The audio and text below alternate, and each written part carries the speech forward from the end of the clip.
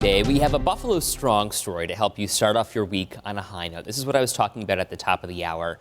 While many of us are ready for 2020 to finally be over in a couple of weeks, at least one local family is getting a little holiday magic just in time for Christmas. Allie Toohey is bringing us this really heartwarming story.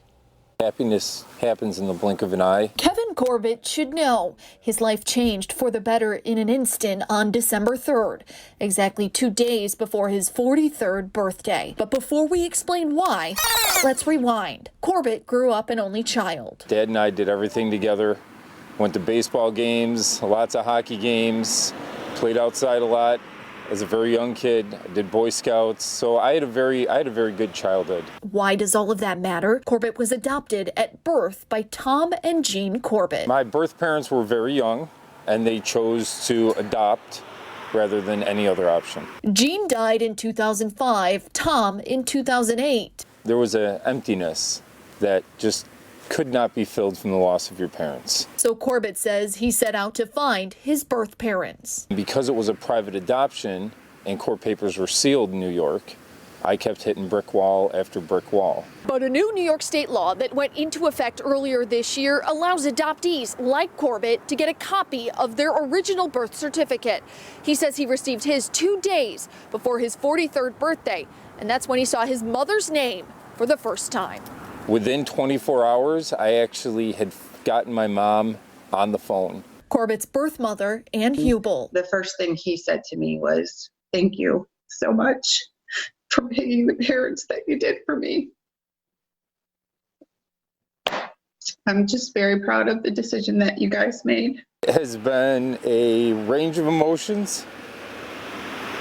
Lots of ups and downs. Corbett's birth parents have been married for 35 years. They have 2 sons and a daughter, all who live in Indiana. Corbett says he's looking forward to meeting everyone in person once it's safe to travel. Whatever the best case scenario was, that's what I ended up getting. I was able to sing happy birthday to my son on his 43rd birthday for the very first time. How does it get any better than that? I don't think it does. It doesn't.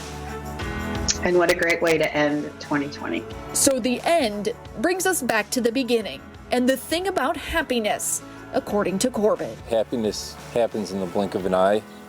And I think we all need to remember what we're here for and what we're grateful for. It's not about the things we have, it's about the people around us. Grateful in Buffalo.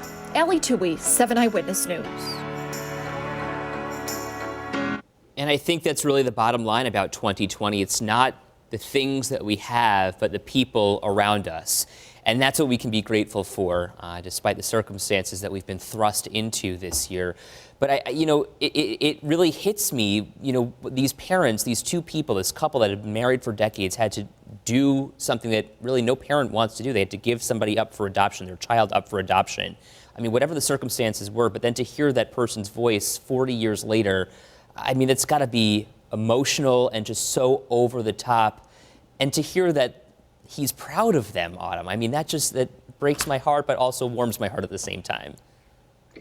There's always that silver lining. He had the best life with his parents here, and now he's able to find them and get to know them on a different level. And now that I'm a mom, to hear that he was able to call his mom, I mean, that mother's love that was in there, and to be able to sing to his, I can't even talk about it because I will just tear up. So I can't wait for them to meet, hopefully sometime soon in 2021.